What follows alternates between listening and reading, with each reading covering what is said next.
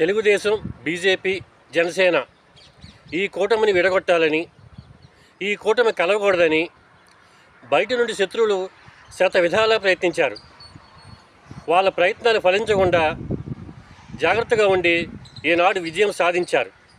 కానీ ఇక నుండి అసలైన శత్రువులు బయలుదేరతారు. వాళ్లే మనలో ఉన్న అంతర్గత శత్రువులు. నేను ఎక్కువ అంటే నేను ఎక్కువ అనే నాయకులు, నా నాయకుడు గొప్ప అంటే నా నాయకుడు గొప్ప అనే కార్యకర్తల అభిమానులు తయారవుతారు. ఇందులో ఎవరు ఎక్కువ కాదు, ఎవరు తక్కువ కాదు, అందరూ సమానంగా మనం భావించాలి. మనలో ఉన్న మనసు అనే అంతర్గత శత్రువుని మనం ఇక నుండి జయించాలి. ఎలాగంటే చంద్రబాబు నాయుడు గారు కన్న తండ్రి అయితే పవన్ కళ్యాణ్ గారు కొడుకు లాంటివారు.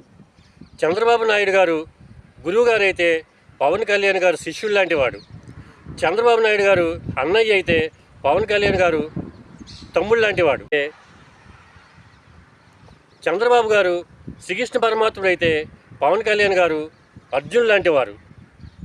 ఈ రకంగా వాళ్ళు భావించాలి, మనందరూ వాళ్ళని భావించాలి.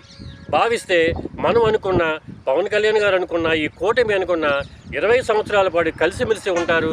ఈ రాష్ట్రాన్ని అభివృద్ధి పథంలో తీసుకెళ్తారు.